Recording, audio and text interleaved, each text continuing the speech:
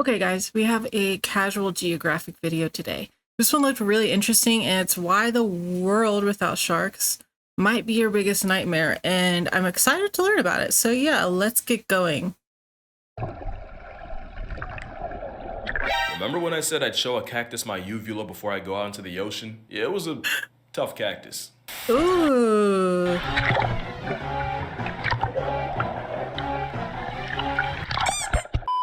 I went swimming with sharks to see them in person and instead almost saw Steve Irwin. Shout out to the GOAT. That aside, I'm gonna make you like sharks in this video, but before things get better, first they gotta get worse. So thalassophobic's warning, here's the part where it hurts.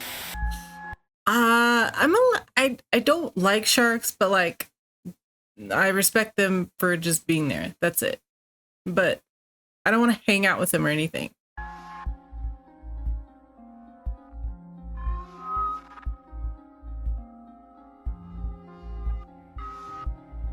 Honest question, has there ever been a horror movie about jellyfish? It's not like Poseidon didn't flush a metric ton of source material. You're looking at, unironically, one of the worst sights in nature.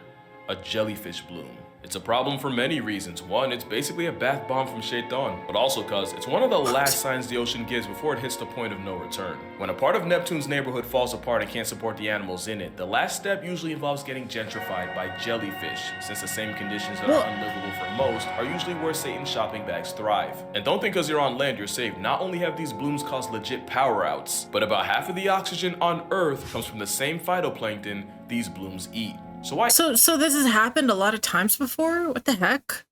Am I talking about jellyfish in a video that was supposed to be about sharks? Well, if you're scared of one, you should probably thank the other. Sharks are the ocean equalizer, keeping other animals in line from their spot at the top of the food web. Near the top, we're getting to that. Basically, sharks eat the big fish that would eat the little fish that would eat the jellyfish polyps. The ocean is a Jenga tower, and sharks are the one block that can bring it all down. Now, it's not as simple as I just made it sound, where no sharks automatically means more ocean acne, but you really don't realize how fast the sea would fold without sharks. That is until you realize what their actual day looks like. Sharks aren't just the equalizer, they're the cleanup crew, mostly going around picking off the dead and dying. You won't see them chasing around small fry that probably aren't even worth it. The same way you probably wouldn't drive 45 minutes for a bag of chips. I hope. It's why, if you want to check your ego, swim in a shiver of sharks and watch how hard you get ignored like J-Lo in the Bronx. I was surrounded by Galapagos sharks, and the closest I got to becoming a hashtag was the ocean slamming me against the bars like I owed it something. It was like an MMA cage match with Mother Nature that got way too personal. Okay. I mean, it doesn't look that crazy. I wonder why. But yeah, the sharks could not care less about me. They really do treat you like an NPC. I did learn that because sharks can detect electromagnetic fields, if you stick a GoPro deep enough, you can say you pooped a shark.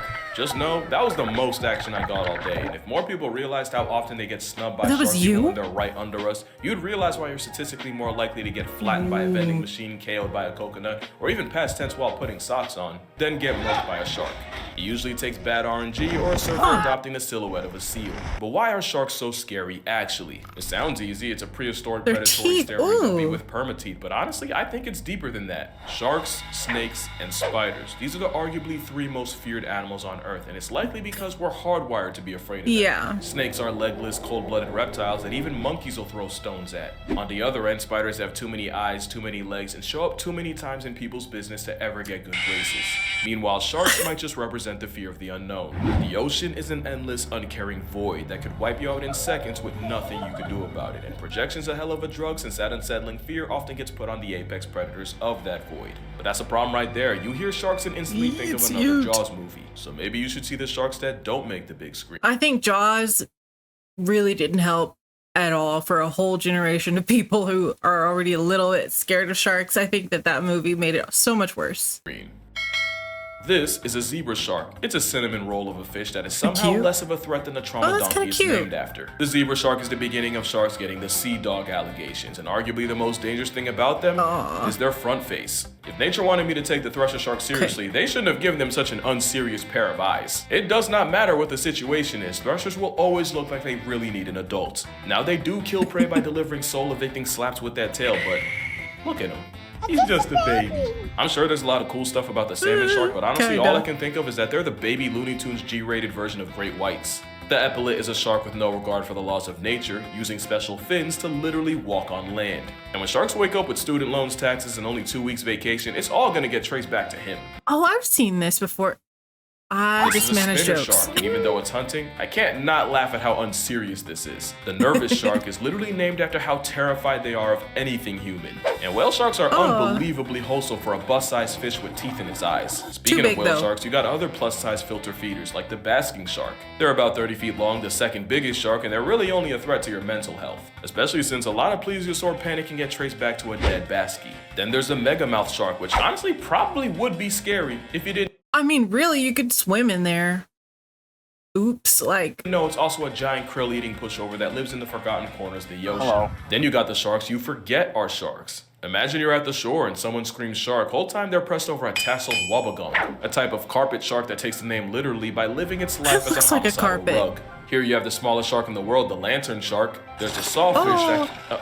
oh, really? Okay, well, apparently it's not actually a shark, it's a ray related to a shark. But don't worry, because this is an actual saw shark, because you know the riddle at this point is conducive to the same traits as convergent evolution. And you can't forget nurse sharks being so unproblematic and curious around people, scientists called it the Labrador of the sea. And I'm glad they did, because now we get to go down the rabbit hole of sharks being dogs and cats at the same time. The poor beagle is a shark named after a porpoise and a beagle. Yeah, I don't get it either, but we'll get back to that. The dogfish were named after fishermen apparently watching them chase smaller prey in packs, like dogs. But some dogfish are also cat sharks, and they got their name from the vertical feline-coated eyes. Like the small spotted cat shark is also at the same time called the lesser spotted dogfish. Google says there's over 150 species of cat sharks, including the chain cat shark, or chain dogfish. Oh, wow. Their biggest flex is they can glow green through biofluorescence. And they're not the only ones. It turns out over 50 species of sharks like kitefin and swell sharks can light up. That's about 10% of all sharks, and some actually use a light to hide. That might sound confusing, but if you're a predator in the crotch of the ocean, all you have to do is look up, and anything that looks like a shadow against the light of the sky is probably your next victim. However, if you can take a cue from a lightsaber, you can blend into the skylight and basically disappear. In fact, counter shading is a concept most sharks borrow from, and it basically means if you're above them, then the darker roof blends into the dark of the abyss, but if you're under them, the light underbelly matches the sunlight hitting the water. And when you think about it, a lot of animals use this strat to avoid problems. But some take it a step further, because scalloped hammerheads are scientifically proven to tan themselves if they sit in shallow, sun-exposed water. Some say recruiting melanin is nature's way of keeping them from getting eaten by their own kind, by making it easier for the smaller babies to hide. We got a little off track, I won't apologize for it, but the point is, if you're still afraid of sharks, then maybe you should subvert your expectations. Especially since some sharks aren't even full-time predators. I'm still kind of nervous about them. Obviously, the little ones are like cute, but I'm not gonna go hang out with them. The bonnet-head shark is like a hammerhead with performance anxiety. It's also an omnivore that eats seagrass, and in experiments, 60% of its diet included the green stuff. Whale sharks are also partly grass-fueled, and a study from Forbes found that half of what goes through them are plants like algae and sargassum. Okay, so maybe you're still afraid of sharks. Maybe it'd help if you knew what are sharks afraid of. There's only one thing that can send the Star of Jaws packing, and you already know it's orcas. Killer whales are known to mutilate great whites for their liver. I was gonna say a whale. I was gonna say it, guys. The sharks have been so beaten down that Monterey-based scientists found that great whites off Farallon Islands will abandon their favorite hunting grounds for up to a year if they run into the assault cetacean once. Researchers have even started playing the sounds of orcas on loop to keep sharks away from beaches. And imagine minding your own business and a hairless iPhone monkey plays your ops anthem. And I wouldn't call it fear, but both dolphins and sea lions have been known to bully great whites by abusing the always superior power of friendship. Okay, now I just feel bad for them. Bull sharks are honestly the closest thing to the stereotype, and they have about the highest testosterone levels of any animal. Yeah, even more than a down bad elephant. And even the bull shark has fears, and its biggest are crocs. They often frequent the same waters, and the rageaholic of sharks gets a severe attitude adjustment just by smelling them. They've also gotten sent packing by hippos, but by far the strangest thing sharks are afraid of, yeah, I'm not even kidding. There is a very real rabbit hole of the most notorious underwater predators getting pressed by some bubbles, with hammerheads and tiger sharks reportedly really uncomfortable with the bubbles from scuba tanks, and scientists even working on making bubble curtains to use as a type of bug spray, but for sharks. Which was funny until I realized dolphins probably just have them that messed up. If you want the definition of irony, it's spending 400 million plus years predator maxing just to get stressed by a SpongeBob scene transition. So play some orca opera and you'll keep sharks away, but the wrong playlist and you might just bring sharks to you. Sharks are attracted to heavy death metal music, because apparently the vibrations and beats sound just just like struggling or injured fish. Remember, sharks are like the Serious? Morgue of the sea, and dive operators like Matt Waller will use music as a Batman symbol to attract sharks. Their favorites? According to him, AC/DC, You Shook Me All Night Long, and Back in Black are the best at getting their attention. So are certain colors, because for a while it was widely believed that the single worst color to wear if you're afraid of sharks is yellow. Matter of fact, it was nicknamed Yum Yum Yellow for how wearing it could turn you into a literal snack. The truth is, sharks are likely colorblind with only one color cone in their eye to R3, meaning they see the world in black, white, and shades of gray. Now what they can see is contrast, and anything that stands out against the ocean blue immediately gets their attention. The more you know. Now let me ask you a question. You think sharks get silly? Like you think in 400 million years of being alive, they figured out how to have fun? Well, remember the poor beagle? Scientists peeped that the shark named after a dog will roll around in kelp, tossing around like a football, and even take turns chasing each other. Gray reef sharks sink if they don't swim, so they'll often swim against current updrafts in order to surf and basically take a break from the whole just keep swimming thing. But what's crazy is they have a conveyor belt system where once one shark reaches the end of the line, it'll let the current carry it back to where it started. You could say it's just them saving energy, but pretty cool. Is that not the same energy as this? Sharks have been fighting stereotypes like a boxing match for years, and the closest thing to an uppercut they got is the fact that sharks have friends. In 2023, researchers found that two great whites, Simon and Jekyll, had traveled more than 4,000 miles together after being first tagged off the coast of Georgia in 2022, eventually ending up in the Gulf of St. Lawrence just off New Brunswick, Canada. It shows you how little we know about them, because a couple years ago, nobody would believe the final boss of sharks was down for a travel buddy. Shark scientist Yannis Papastamachiou linked up with researchers from the University of Hawaii, Exeter, and UC Santa Barbara to study reef sharks in the Palmyra Atoll to uncover the secret social circle of sharks. What they found was that these sharks have a literal social circle, with the same sharks hanging out together in the morning, separating and going about their business during the day, only to meet up again later. These shark groups even use the same part of the reef day after day like a high school lunch table, and these friend groups lasted the entire 4-year study, and that's kind of nice. Okay, that made me a little bit less creeped out by them. It's not just reef sharks. By night, nurse sharks hunt alone, but during the day, they join cuddle parties of up to 40 in order to save energy. It must work, because white tips also power nap as a snack pack. Sand tigers are like sea coyotes, where they're fusion fishing. They have a close network of sharks they associate with, and even sharks they'll meet up with multiple times a year. Scientists now believe that if a shark has their version of a best friend, it's usually someone that's roughly the same size, the same sex, and about the same age, which would explain Simon and Jekyll. But now the real question is, can sharks form bonds with people? And the answer, like everything else, is complicated. Lemon sharks are not only famous for having favorite divers, but for getting jealous and overprotective when they see that diver around others. If a nurse shark is a Labrador, a lemon shark's a golden retriever with gills. Here's my thing now, sharks will form partnerships with other fish like remoras and pilotfish where they'll pick parasites off the shark, so this could just be a lemon guppy treating a person like any other cleaning service. Funny thing about— Okay, I'm not gonna lie, that is adorable. It's just not moving and you can pet it. Okay, I like that. About pilotfish, sailors who saw them would swear they and sharks would act like close friends. And there's even stories of pilotfish chasing ships for weeks after they caught one of their sharks, apparently seeming distressed and anxious without him. And you probably wouldn't believe that if something like that didn't happen with a person.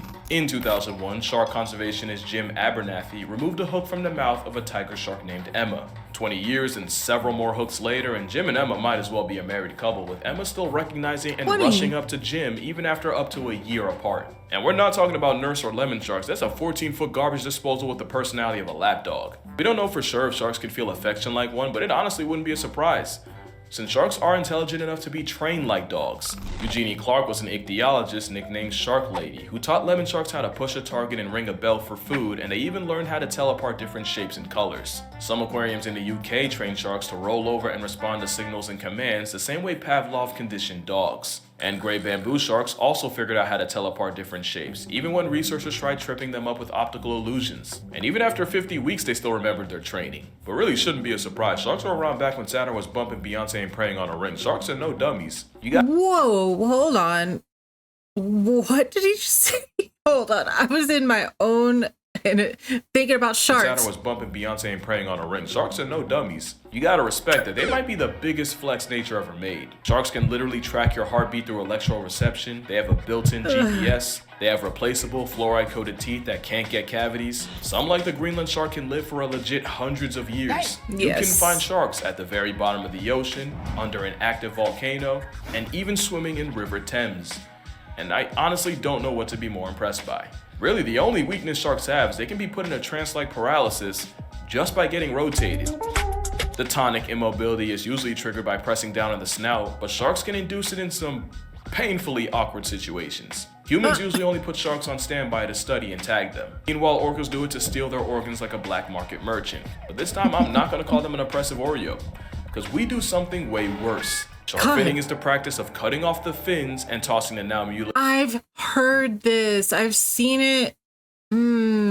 It's awful, guys. It's awful. Shark back into the sea, where their only option is to slowly drown or bleed to death. Depending on the shark, that can take an excruciating 2 hours. And this is a fate that follows not hundreds, but up to 100 million sharks a year. All for shark fin soup, guys.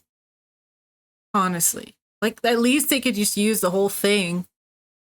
Why? Why can't you just use the whole thing? Something Gordon Ramsay called mid. At the end of the day, we gaslit sharks like no animal has ever seen. We put up every World War combined numbers on them every trip around the sun. Meanwhile, sharks might get 10 on a good year. In fact, you can argue that for all the shark slander, humans have the highest KD ratio against them. No other wild animal gets done this dirty. Moral of the story? Makes you know sense. It's bad when the author of Jaws, Peter Benchley, would go on to regret writing it and dedicate the rest of his life to shark conservation.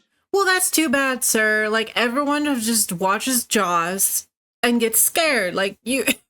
This is what you did. I'm sorry. Sorry if you feel guilty, but there was more than one movie, too. But yeah, that's gonna do it for this video. I hope you had as much fun as I did. If you'd like to support me on Patreon, I'm gonna be posting the full GoPro footage of me swimming with sharks. Nothing too crazy. Wow. But other than that, make sure you drink water, hug your mother, R.I.P. Peter Benchley, R.I.P. Eugenie, and yeah, I'm gonna see y'all in the next one.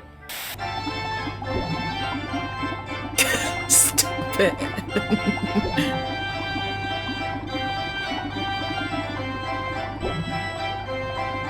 People are crazy. Okay, I learned a lot in that video. That was good. I guess I am a little less afraid of sharks when he got towards the end, talking about them having like friends and families and stuff. And as long as I'm not in the ocean, I don't have to worry about it. Like it's fine. It's all good.